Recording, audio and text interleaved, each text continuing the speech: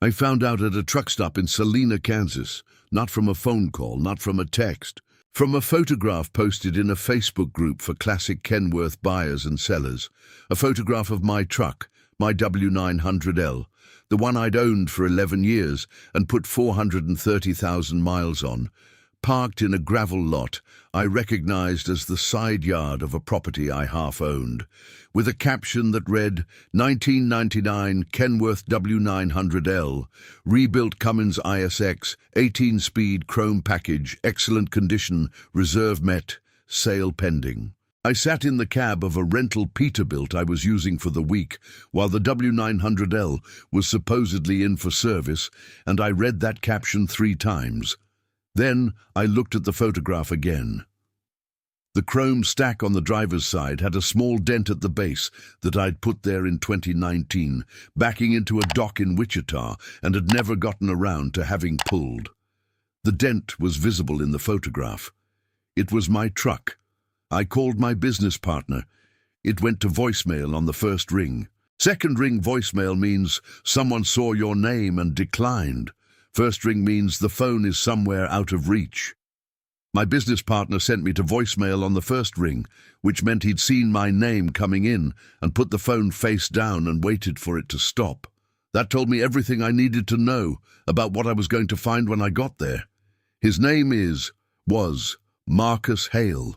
We'd been partners for 6 years in a small operation we'd built together out of a shared yard in Hutchinson, Kansas, about 90 miles west of Wichita on the US 50. 2 trucks, shared insurance, split contracts, an LLC that was registered in both our names, with a partnership agreement that I'd had a lawyer draw up in 2018 because Marcus had suggested we formalize things, and I'd agreed because I trusted him, which is the kind of thing you do when you trust someone, and the kind of thing you examine very carefully afterward when it turns out the trust was being used against you.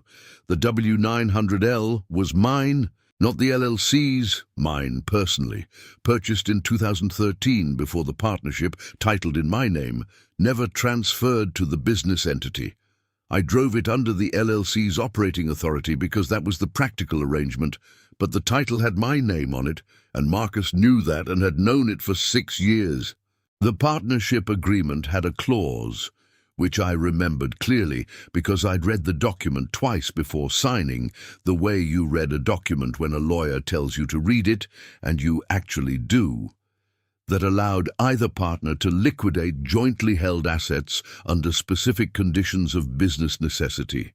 My truck was not a jointly held asset. My truck was not in that clause, but someone had listed it for sale. I want to tell you who I am before I tell you what I did next, because this story is about more than a truck, and you need to understand what the W900L meant before you can understand why what Marcus did was what it was. My name is Frank Caswell. I'm 58 years old. I've been driving since I was 22, which is 36 years, which is longer than most of the marriages I know about and more reliable than all of them. I grew up in Pratt, Kansas, which is the kind of town that exists in the minds of people who've never been there as a flat place, with grain elevators and not much else, and in the minds of people who grew up there as the specific texture of a childhood. The smell of wheat harvest in July, the way the wind comes out of the northwest in November with nothing between it and you for 300 miles, the particular quality of a Kansas sky at dusk when the light goes horizontal, and the whole world turns amber for about 7 minutes before the dark comes. I left Pratt at 22 and I've been on the road since. Not running from it. I go back when there's reason to. But the road suited me in the way that some things suit some people, where you don't have to decide to do it because it's already the thing you're doing. My father drove. His brother drove. The genetic argument for why I'm behind a wheel at 58 isn't complicated. The W900L I bought in 2013 from an owner-operator in Amarillo who was retiring, health reasons, not choice, the kind of retirement that gets made for you. He'd kept the truck immaculate. The chrome was original except for the stack tips, which he'd replaced in 2011. The interior was clean in the way that a working cab is clean when the person who works in it treats it as the place they actually live, which for an owner-operator it is. I paid what he was asking without negotiating because the truck was worth what he was asking, and negotiating would have been insulting. And I drove it back to Kansas with the specific feeling of a man who has found the right tool for the work he intends to do. 11 years, 430,000 miles, 2 engine rebuilds, one at 200,000 and one at 380, both done by the same mechanic in Hutchinson named Carl, who had been working on Kenworth since before I had a license, and who treated each rebuild as a personal project rather than a job. The frame was straight, the cab was sound, the chrome had the particular depth that comes from years of attention rather than from a single detailing session. That truck was the best piece of equipment I've ever operated, and I say that as a man who has driven 67 different trucks in 36 years. Marcus had never driven it. That's important. In 6 years of partnership, Marcus had his own truck, a newer Peterbilt 389 that he'd financed through the LLC, which I'd co-signed for, which is another thing I examined very carefully afterward. He had his own routes, his own loads, his own relationship with the equipment he used. He'd ridden in the W900L twice, both times as a passenger when we were moving equipment and needed 2 sets of hands. He'd never sat in the driver's seat. He'd never asked to, but he'd listed it for sale. The Facebook group post had been up for 4 days. The sale was pending, which meant someone had met the reserve and the transaction was in process. I didn't know the reserve price. I didn't know what Marcus had priced my truck at, which is a sentence I'm still not entirely comfortable saying because the grammatical construction of it is wrong in a way that the legal reality, unfortunately, was not. I called my lawyer from the truck stop in Salina. She answered on the second ring, which is the ring that means I'm available and I'm paying attention. Her name is Patricia Wills, and she'd been my attorney for 8 years, and she had the quality of a lawyer who tells you what the situation is rather than what you want it to be, which is the only kind of lawyer worth having. I told her what I'd found. She asked me 3 questions. Is the truck titled in your name personally? Yes. Is the title document in your possession or at the LLC, my possession?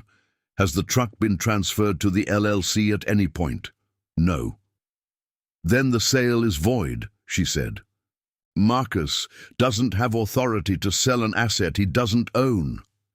Can he complete the transaction before I get there? Not legally.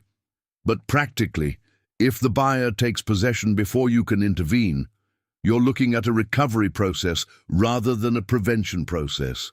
Where are you? Salina. How far is Hutchinson? 90 minutes. Drive, she said. I'll start the paperwork from here. Call me when you arrive. I drove. The US 50 from Salina to Hutchinson is a road I know the way I know my own hands.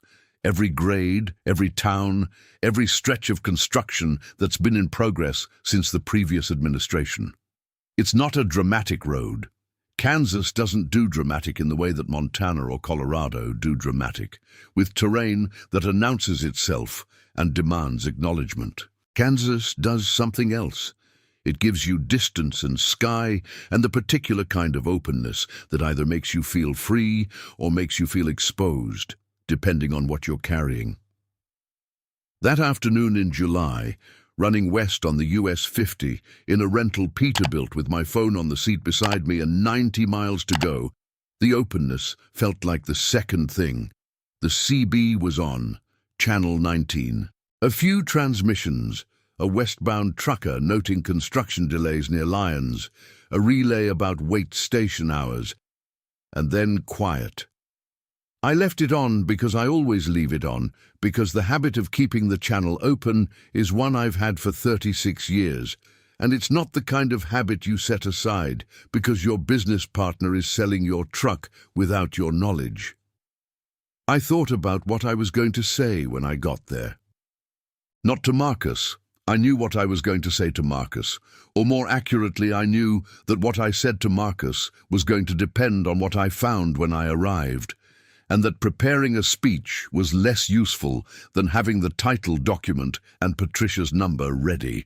What I thought about was the buyer, the person who had met the reserve on a truck they believed was legitimately for sale, who was going to be in the middle of a transaction they hadn't done anything wrong to be in. That person was going to find out, when I arrived, that the truck they thought they were buying had a problem, and how that conversation went was going to determine a lot about the next several hours.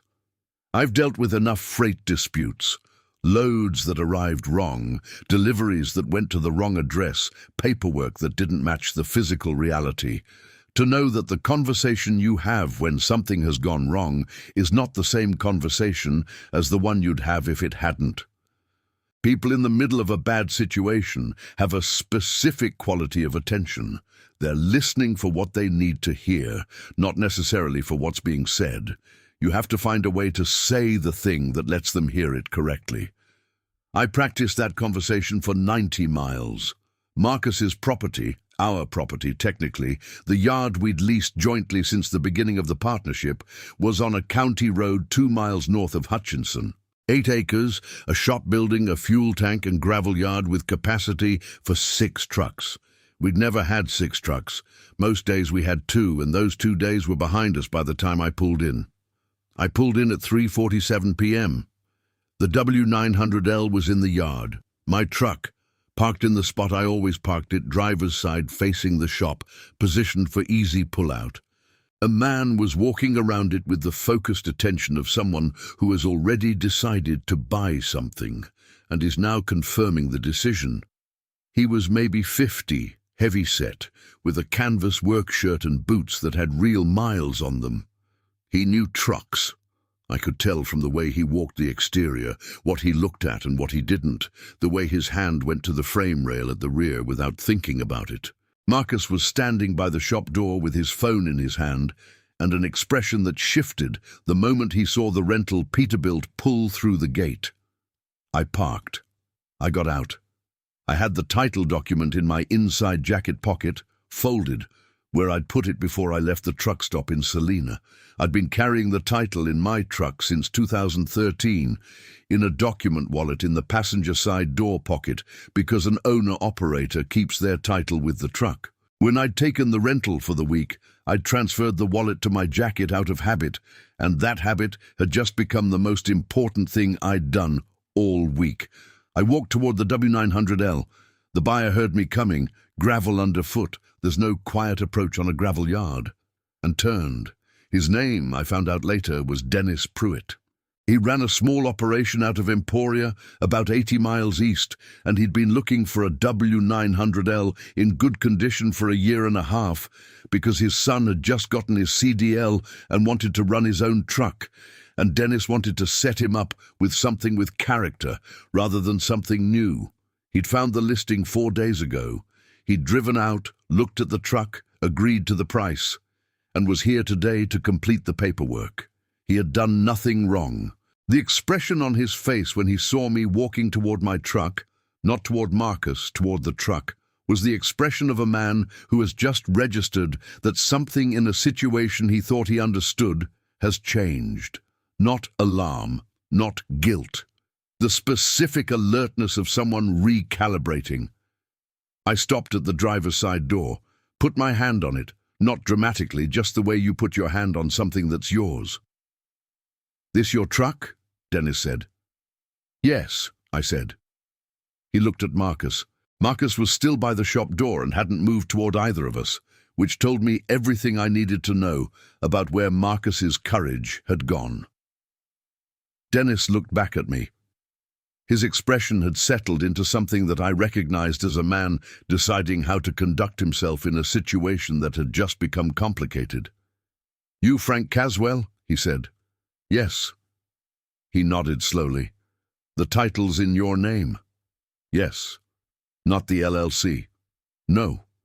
He nodded again. He looked at the truck for a moment, at the chrome stack, at the dent I'd put in it in Wichita, at the cab that was exactly as I'd left it before I took the rental for the week. Then he looked at me. "I didn't know," he said.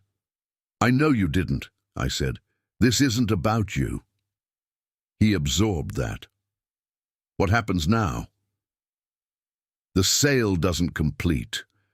The truck isn't Marcus's to sell. I've got my attorney on the phone if you need to hear it from a lawyer." He shook his head. "I believe you." He looked at Marcus again, a longer look this time, the kind of look that carries a specific message that doesn't require words. Then he looked back at me. "I'm going to want my deposit back."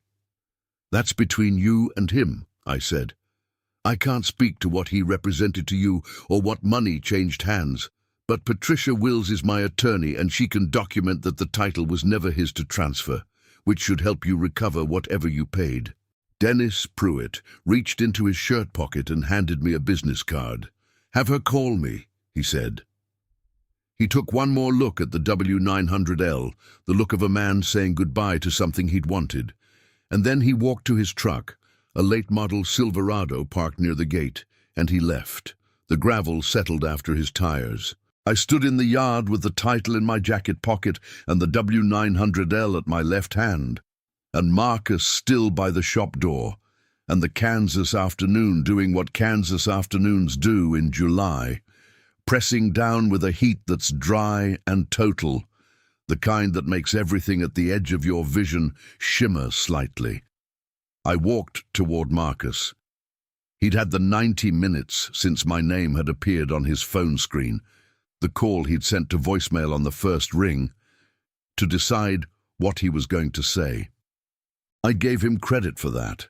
He'd had 90 minutes, and he'd stayed, which was more than some men would have done. He hadn't gotten in his truck and driven away. He was standing by the shop door with the phone still in his hand, and he looked like a man who had spent 90 minutes deciding what to say and had not arrived at anything satisfactory. "Frank," he started. "Don't," I said. He stopped. "I want to be honest about what I felt in that moment, because it's the part of this story that's hardest to tell accurately. There was anger, not the hot kind that makes you loud, the cold kind that makes you precise. There was something underneath the anger that I'd been driving toward for 90 miles and that I couldn't fully name yet. The specific grief of discovering that someone you'd built something with had been calculating against you, not a stranger, not an enemy, a partner. Someone who'd eaten dinner at my kitchen table, who'd called me when his father was sick, who'd stood next to me at the yard on the day we signed the LLC paperwork and shaken my hand with what I'd taken for genuine investment in what we were building. That grief is different from other kinds. It doesn't announce itself cleanly. It sits under the anger and the practical problems and the legal paperwork, and it surfaces at odd moments, the way things surface when you're driving alone at night, and there's nothing to put in front of them. "I need the books," I said. "Everything. Today."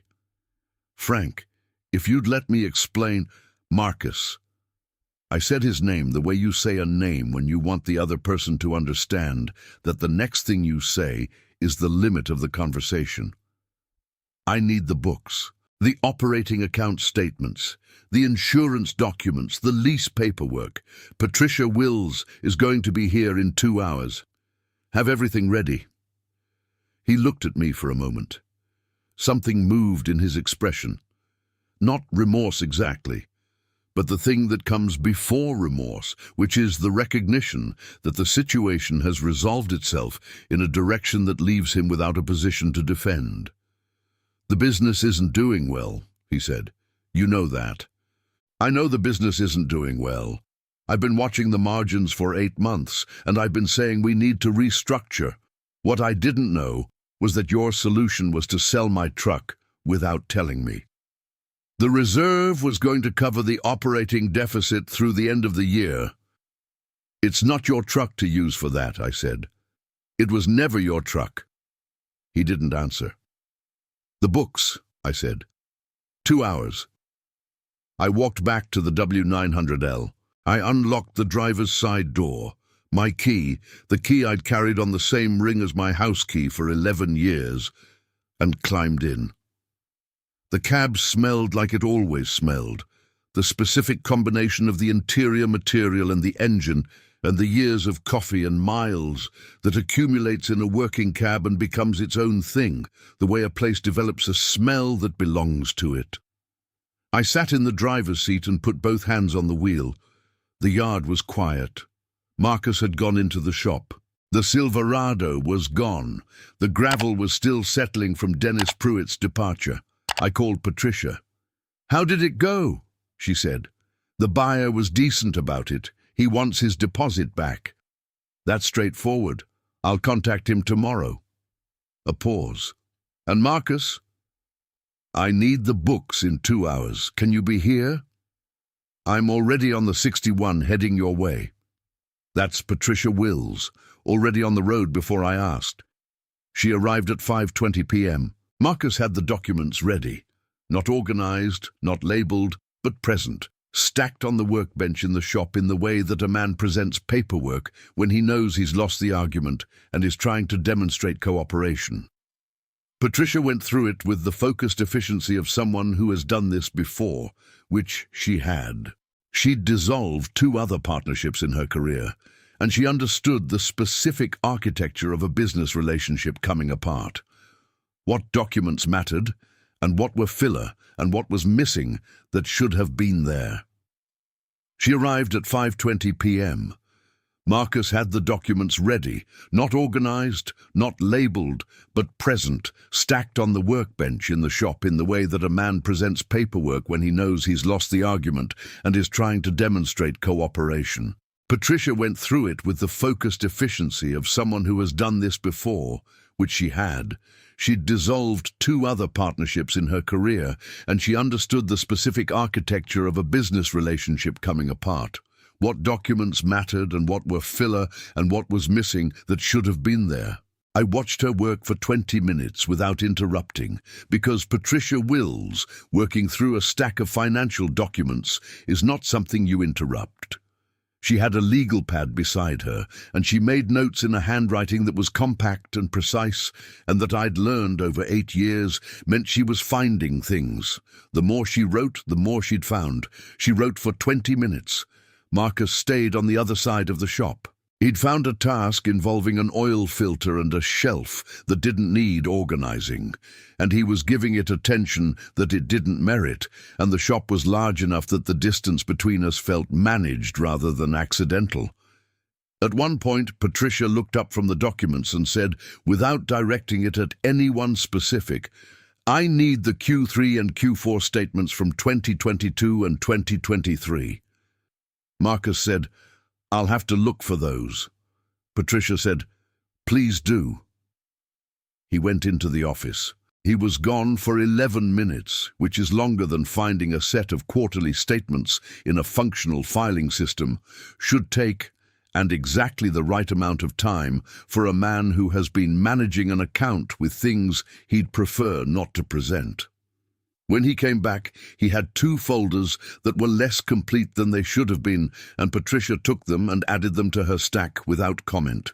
At 6:45, she came to where I was standing at the far end of the workbench and told me about the missing statements and the pattern of withdrawals. Quietly, not for Marcus's ears. Her voice at the volume you use when you're delivering information that the other party in the room shouldn't hear before you've had a chance to process it yourself. $40,000 to $60,000. 8 months. Small enough per transaction to look like operating expenses. Consistent enough over time to be a pattern. I stood there with that number and that timeline and looked across the shop at Marcus, who was back at his shelf, and I felt the sequence of the last 8 months reorganize itself. The capital injections I'd made to cover operating shortfalls. The slow receivables that never quite caught up. The declining margins that Marcus attributed to market conditions, and that were market conditions plus something else. Something that was coming out of the account in amounts small enough to look like noise and large enough over 8 months to matter. "Can we recover it?" I said. Some of it, Patricia said. The LLC structure gives us some options. I'll know more when I've gone through the complete picture. Okay. I'm sorry, Frank. I looked at her. Patricia Wills had been my attorney for 8 years, and in 8 years she had not apologized to me for a situation, because a lawyer's job is not to apologize for situations, but to navigate them. The fact that she apologized told me she understood what this cost beyond the money. Get me the dissolution paperwork by Friday, I said. Thursday, she said. I'll have it Thursday. What was missing, she told me at 6:45 p.m. Standing at the workbench was 8 months of operating account statements. He's been pulling money out, she said. Quietly, not for Marcus to hear, though Marcus was on the other side of the shop pretending to organize something. Not large amounts, small enough to look like expenses, but consistent and without corresponding receipts. I stood there with the July heat coming through the shop doors and the smell of oil and metal that shop buildings always have, and I thought about 8 months. 8 months of small withdrawals. 8 months of a business that was declining faster than the market conditions explained. 8 months of a partner who had sent me to voicemail on the first ring. How much? I said. I won't know exactly until I've gone through all of it, but preliminary, somewhere between 40 and 60,000. I looked at Marcus across the shop. He was looking at a shelf of engine parts with the attention of a man who has run out of places to put his eyes. I want the dissolution paperwork filed this week, I said to Patricia. It'll be done by Friday, she said. The dissolution of Morrow, of our LLC, which had a name I'm not going to say here because it still exists as a shell, and I don't want to give it any more air, was filed on Thursday. Patricia handled the operating account recovery through a separate process that I don't need to detail. Marcus signed what he needed to sign. He didn't fight it, which told me that whatever calculation he'd been running for 8 months had accounted for this outcome as a possibility, and he'd already made his peace with it, which is the kind of thing that makes you understand how far back the betrayal actually started. I drove the W900L home from the yard that evening, not to the house, to the lot behind my house where I park it when I'm not running, the gravel pad I'd leveled myself in 2014, and that I maintain with the attention I give to everything connected to that truck. I backed it in, killed the engine, and sat for a while.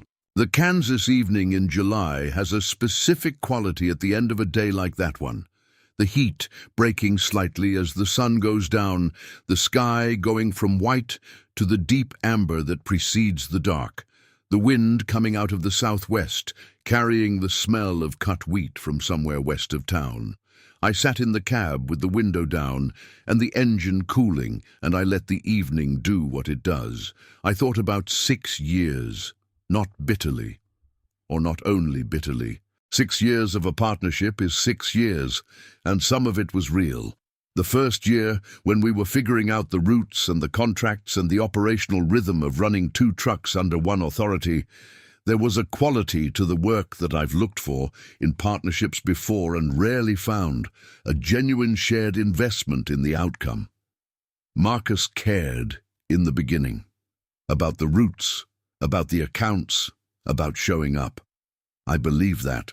I'm not willing to revise the entire history because of how it ended, because that would be its own kind of dishonesty.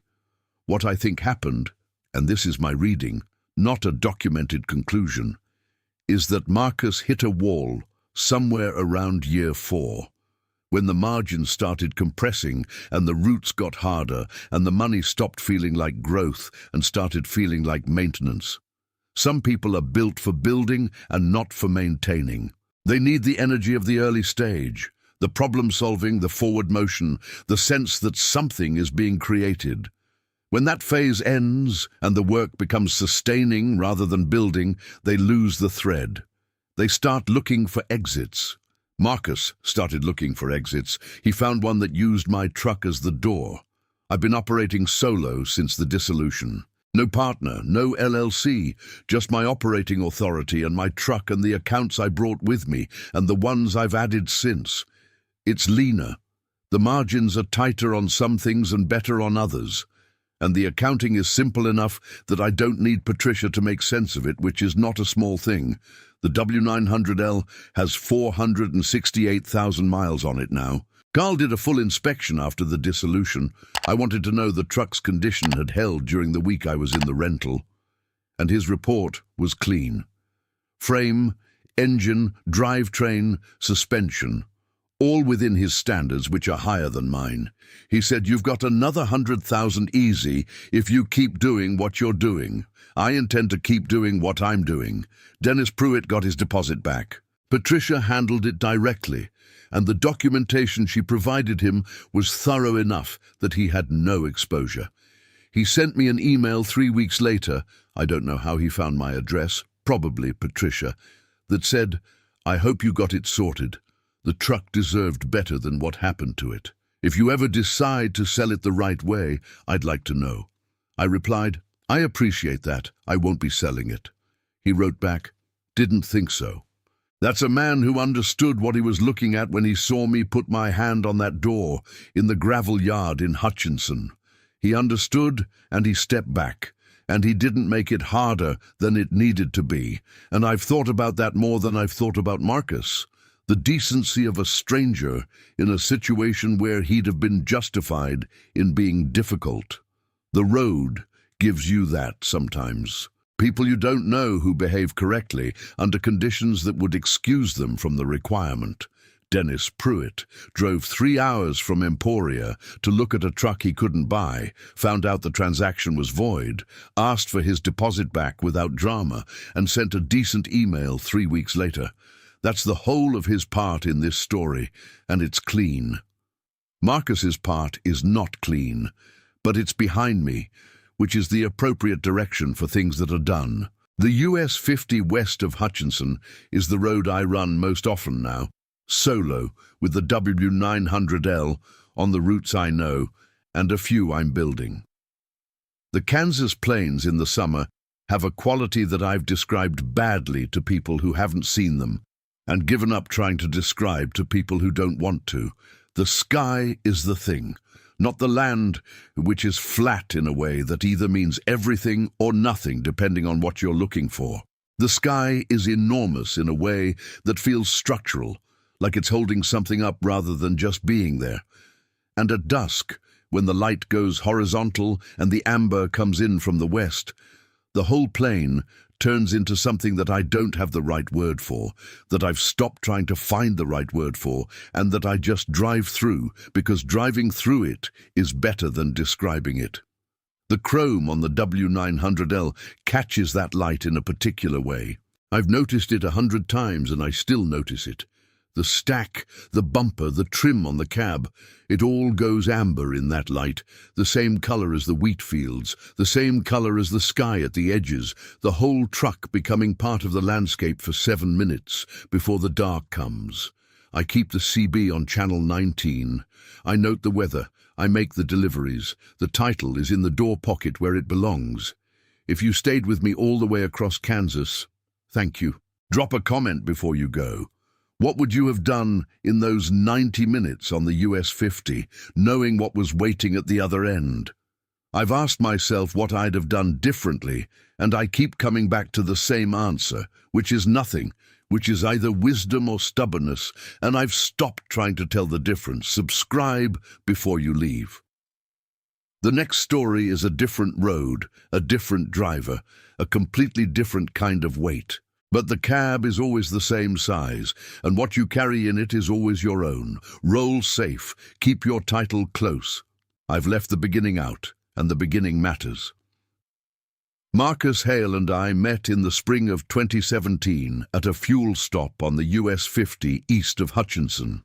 He was broken down, a fuel injector issue on his Peterbilt that had left him on the shoulder 2 miles back, and he'd walked to the Flying J with the particular purposeful walk of a man who is dealing with a problem and has decided that dealing with it efficiently is the only available response. I was fueling.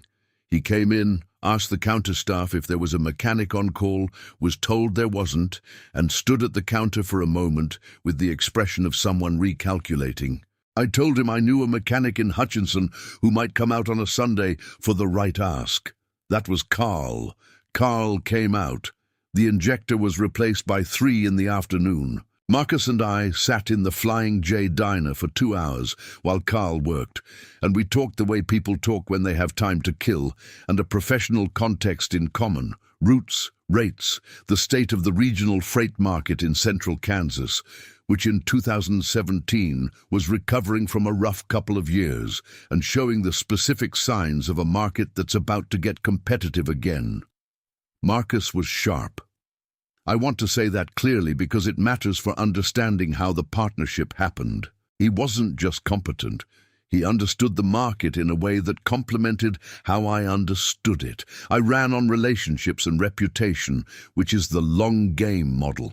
You build accounts over years. You price for sustainability rather than for the short win. You show up on time and clean, and you let the reliability compound.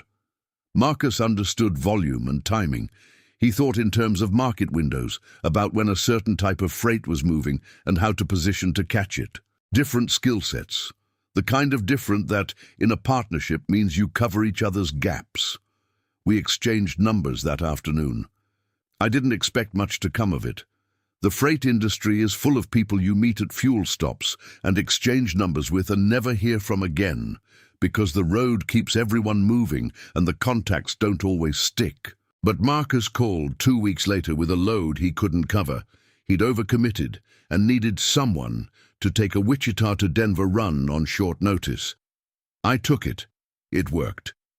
He called again the following month.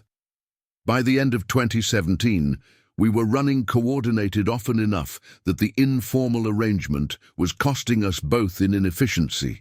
2 separate authorities, 2 separate insurance policies, 2 sets of paperwork for what was functionally becoming shared operations. Marcus suggested we formalize it. I agreed. We spent 3 months talking through the structure before we signed anything, which I considered due diligence, and which I now consider insufficient. The LLC was established in February 2018. Morrow, Marcus's name first because he'd suggested it and I didn't have a strong preference, and in retrospect I should have noticed that I didn't have a strong preference because a man who doesn't care whose name goes first on a partnership might be a man who hasn't fully decided what the partnership means to him. The first 2 years were good. I'm going to say that plainly because it's true, and because I don't want to revise history into a shape that makes the ending more predictable than it was. We ran well together. The combined authority let us take contracts we couldn't have covered individually. The shared insurance reduced our per-truck cost. The coordination that had been informal became systematic, and the system worked. We had a dispatcher, a part-time woman named Debbie, who worked out of her house in Nickerson and managed our scheduling with the calm efficiency of someone who had been doing logistics since before either of us had a CDL. I trusted Marcus with the operating account from the beginning. That's on me, and I own it. The practical logic was sound. He was better with the administrative side than I was, and the arrangement was that he managed the financials, and I managed the equipment and the driver relationships, and we both drove. It was a clean division of responsibility that worked well for 4 years, and then stopped working, and I didn't see it stopping. The signs were there. I know that now, and I knew it abstractly then, but didn't examine it concretely, which is a distinction that matters when you're building a case for yourself about why you missed something. Sign 1. Marcus started taking fewer runs in the second half of 2021. Not dramatically fewer, he framed it as being more selective, taking higher margin loads and turning down the thin ones. Reasonable in theory. But the loads he was selecting weren't consistently higher margin, and when I looked at the quarterly numbers, they didn't reflect the selectivity he was describing. The revenue per truck was down, not up. Sign 2. The operating account needed more of my personal capital injections than the business fundamentals explained. Marcus's explanation each time was the same. Slow receivables, a shipper who was running late on payment, a one-time expense that was going to be offset next quarter. All plausible, all true often enough in freight that I didn't question them the way I should have questioned them. Sign 3. Marcus started talking about the W900L differently. Not often, not obviously, but differently. In conversations about the fleet, he began referring to it as an asset rather than as my truck, the kind of linguistic shift that happens gradually and that you notice in retrospect more clearly than in the moment. He said once, in a conversation about equipment depreciation, that I mostly wasn't paying attention to because depreciation conversations are not where my interest lives. The W900L is probably our most liquid asset right now. I said, the W900L is mine, not ours. He said, right, I meant in terms of the overall picture, and I let it go. The week before the auction, the week in the rental I want to describe specifically, because it's the week I should have known and didn't, and the gap between those two things is instructive. Marcus had told me the front axle bearings needed attention on a Tuesday evening. He said Carl had called him, which I accepted without verifying, because why would I verify that? Because the sentence Carl called him was the kind of sentence that lands as ordinary information and not as a constructed fiction. He said Carl could get to it that week if I could get into a rental for a few days. I said fine. I called the rental yard in Hutchinson and arranged a Peterbilt 579 for the week. I drove the W900L to the yard on Wednesday morning and left it in the spot I always park it, driver's side, facing the shop. I noticed Marcus watching from the office window as I parked, which I registered and didn't examine, because Marcus often watched from the office window when there was activity in the yard. He was a man who liked to know what was happening without always being in it. The rental was adequate. The 579 is a good truck, newer than the W900L, more technology, the kind of cab that's been designed for driver comfort in ways the older models weren't. I don't hold any of that against it. But a rental is a rental. The seat is adjusted for the last driver, not for you. The mirrors are in positions that made sense to someone else. The CB is on a preset channel that isn't channel 19. These are small things that add up over 8 hours into a low-grade friction that you adapt to but never fully resolve. On Thursday, 2 days into the rental week, I drove the US 50 east toward Wichita on a materials run, and somewhere past Pretty Prairie, I had a feeling that I've had a handful of times in 36 years and that I've learned to take seriously. The feeling that something behind me is wrong. Not mechanically.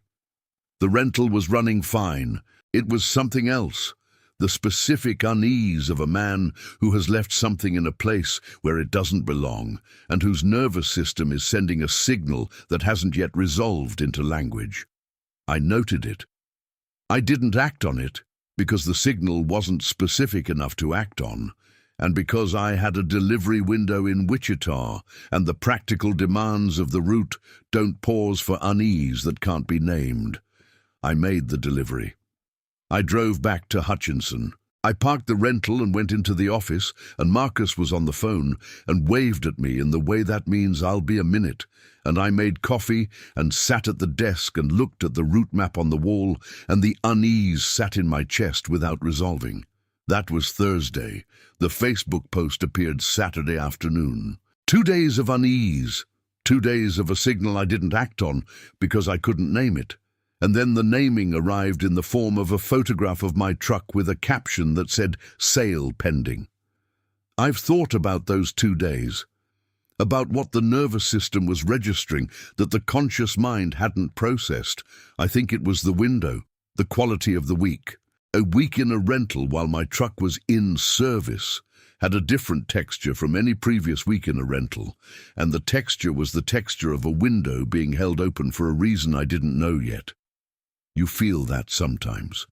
the held openness of a situation, the sense that something is being managed around you without your participation.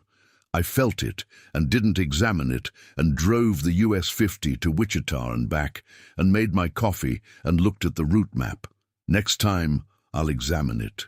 The US 50 past Pretty Prairie is flat and open in a way that gives you a long sightline in both directions. And what I should have done on Thursday, when the unease arrived and didn't resolve, was pull over and call Carl directly. Not Marcus. Carl. And ask Carl, how are the front axle bearings on the W900L looking? Carl would have told me on Thursday what he told me after the dissolution. The bearings were fine, he hadn't been called about any service appointment, the truck was sitting in the yard untouched. I didn't call Carl. I drove to Wichita and back and made my coffee. That's the lesson. Not the partnership, not the title document, not the dissolution paperwork. The lesson is Thursday. The lesson is, when the signal comes, name it before you decide it doesn't need to be acted on. Sometimes the naming is enough to find the question. Sometimes the question tells you everything. The rental Peterbilt went back to the yard the morning after I drove the W900L home. I returned it, signed the paperwork, drove my own truck to Carl's for the inspection. When Carl said the bearings were fine, I thanked him and didn't explain why I needed to hear it, because Carl already knew. And Carl's way is to give you the mechanical truth and let you find the rest of it yourself. That's not a bad model for most things. I didn't know Marcus had told me to take a rental because he'd already listed the truck for sale. I found that out when I saw the Facebook post. And when I found out, I went back through the timeline in my head and the sequence assembled itself with the specific clarity of something you understand all at once after not understanding it at all. The service appointment was fiction. The week in the rental was the window. He'd timed it to close the sale while I was on the road. And the plan, if it had worked, would have been to present me with a completed transaction and a share of the proceeds and the argument that the LLC had needed the liquidity and the truck had been the most practical asset to convert. He'd thought it through. That's the thing that I sat with the longest. In the evenings after the dissolution, in the cab of the W900L, parked behind the house, with the Kansas dark coming in through the windshield. He'd thought it through, planned the timing, prepared the argument, listed the truck, accepted the deposit. It wasn't impulsive, it was calculated. And the calculation had included a version of me, a version of Frank Caswell, who would have been presented with a fait accompli and would have been angry and would have taken the money and would eventually have accepted it as the cost of dissolving a partnership that wasn't working. That version of me doesn't exist, but Marcus had spent 6 years building a model of me that apparently included him. That's the part that I keep turning over. Now let me tell you about Carl. Carl Biggs has been working on Kenworths in Hutchinson since 1989. He's 63 years old and has the hands of a man who has spent 4 decades in intimate contact with heavy machinery, large, precise, with a quality of capability that you notice before you notice anything else. He doesn't talk much, which is fine, because what Carl communicates through his hands is more informative than what most people communicate with words. When I brought the W900L to Carl's shop after the dissolution for the post-rental inspection, I told him what had happened. Not all of it. Carl doesn't need all of it. Carl needs the relevant facts. I told him the truck had been listed for sale without my knowledge while it was in my possession the week before, that I'd recovered it, and that I wanted a full inspection to confirm its condition. Carl listened to this with the expression he uses for receiving information, neutral, attentive, filing it without reaction. Then he said, "Anyone drive it that week?" "Not that I know of." "I'll check the mileage against your last service." He checked. The mileage was exactly what it should have been. The truck hadn't moved from the yard while I was in the rental. Marcus had listed it, accepted a deposit, and shown it to Dennis Pruitt for the walk-around. But he hadn't driven it. Carl's inspection took 2 hours. He went through it the way he always goes through it. Systematic, nothing skipped, the kind of thoroughness that costs you time in the shop and saves you time on the road. When he was done, he came into the waiting area, which is a room with 2 chairs and a coffee maker that makes terrible coffee and a parts catalogue from 2011. And he sat down across from me. "Truck's good," he said. "How good?" "Same as last time I looked at it. Frame's clean, engine's running where it should, bearings are fine." He paused. "The front axle bearings that Marcus told you needed work. They don't need work." I'd known that. Carl had told me 3 weeks earlier, but hearing it in the context of what I now knew felt different. "He made that up," I said. Carl nodded. He didn't say anything else. Carl doesn't editorialize. He gives you the mechanical truth and lets you do what you want with the rest of it. I paid him for the inspection and drove back to the yard. My yard now, singularly, the lease restructured in my name alone. And sat in the office that had been our office and looked at the walls that still had the layout Marcus had printed and mounted in the 2nd year of the partnership, the route map, the shipper contacts, the inspection schedule. I took the route map down. Not in anger, it was just outdated. I put it in the recycling bin in the corner and replaced it with nothing, because a blank wall is more honest than a map that describes an operation that doesn't exist anymore. The solo months after the dissolution had a quality I hadn't expected. I'd been running as part of a partnership for 6 years, which means 6 years of the particular rhythm of a shared operation, the coordination calls, the schedule alignment, the small negotiations of 2 people running in proximity. Going back to solo was not just a practical change, it was a recalibration of how the work felt. What I found in the first month was that the work felt cleaner, not easier. I was carrying more administrative weight without Debbie and without Marcus's scheduling input, and some days the logistics were genuinely harder than they'd been, but cleaner. The account was what it was because of what I'd done, not what we'd done. The routes were mine, the decisions were mine, the mistakes were mine, which is uncomfortable and also correct. In the 2nd month, I called Debbie and asked if she wanted to come back on a part-time basis for scheduling. She said yes, without hesitation, which I took as a vote of confidence that I probably needed more than I admitted at the time. What she actually said after the yes was, "I was waiting for you to call." I asked her what she meant. "I knew it was going to come apart," she said. "Not when, not how. But the last 8 months, the loads weren't adding up the way they should. I run your schedules, Frank. I see what's moving and what isn't. The numbers Marcus was telling you about incoming contracts didn't match what was actually getting dispatched." I sat with that for a moment. Why didn't you say something? A pause. I wasn't sure what I was seeing. I'm a scheduler, not an accountant, and Marcus handled my paycheck. Another pause. I should have said something. "You're saying it now," I said. "Is it useful now?" "It confirms what Patricia found, so yes." She came back the following Monday. She set up her scheduling system the way she'd always had it, a combination of a software platform she preferred and a physical whiteboard in the office that she updated by hand. Because, she said, there are things a whiteboard tells you that a screen doesn't. I didn't question that. Debbie's system produced results, and the mechanics of it were hers. On her first day back, she looked at the whiteboard for about 10 minutes after she'd updated it with the current account status and the active routes. Then she said, "This is cleaner." "Than what?" "Than the last year of the LLC." She capped her marker. When it's just yours, you can see it clearly. When someone else is in it, there's always something you can't quite see around. I thought about that for a while after she went back to her work. The thing you can't quite see around. That's what Marcus had been. Not just the partner who misused the account, but the specific obstruction of vision that a partner creates. the angle they occupy, that means part of the picture is always blocked by their presence. You think you're seeing the whole operation. You're seeing it minus the angle they occupy. Solo, the whole thing is visible.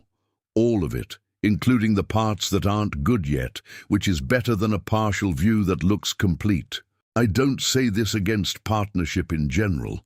I say it about this partnership, which had an angle I couldn't see around, and which I should have examined more carefully before I committed to not examining it. The evening after Dennis Pruitt left the yard, after Patricia had come and gone, and Marcus had signed the preliminary dissolution paperwork and driven away in his Peterbilt without looking back at me, I stayed in the yard until dark, not doing anything specific. Moving around the space, checking things that didn't need checking, the way you move around a place when you're taking inventory of what it still is after something has changed in it. The shop was the shop. The fuel tank was the fuel tank.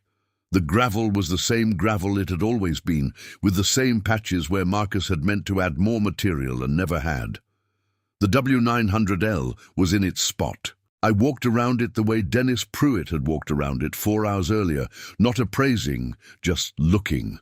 The chrome in the last light, the cab that was mine in every sense, the dent at the base of the driver's side stack that I'd put there in Wichita in 2019 and that I'd looked at 100 times since, and that was, if I was honest, as much a part of the truck's identity as the chrome itself.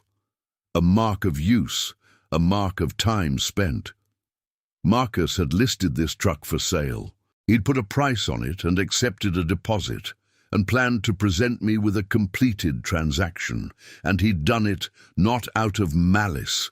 I've thought about this carefully, and I don't believe it was malice, but out of a particular kind of certainty that he knew what Frank Caswell would accept when faced with a fait accompli.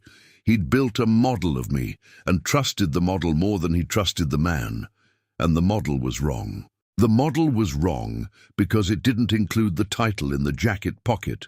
It didn't include Patricia Wills, already on the 61 before I asked. It didn't include 36 years of a man who learned early that the things worth keeping are worth the drive. I put my hand on the door of the W900L, same as I'd done when I arrived in the yard that afternoon, in front of Dennis Pruitt and Marcus and the gravel and the July heat. The same gesture, the same door, the same hand. But different now, in the way that a thing is different when the claiming of it has been tested and held. The Kansas dark was coming in from the east.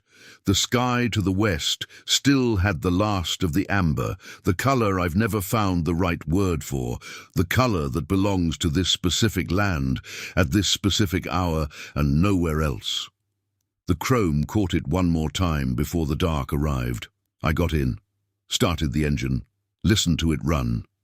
Then I drove home. In the 3rd month, Gene Harmon, a shipper in Great Bend, who'd been a Morrow LLC account, called me directly. He'd heard about the dissolution through the freight network, which in central Kansas means he'd probably heard about it from someone who'd heard about it from someone who'd seen something on a Facebook group. "I want to keep running with you," he said.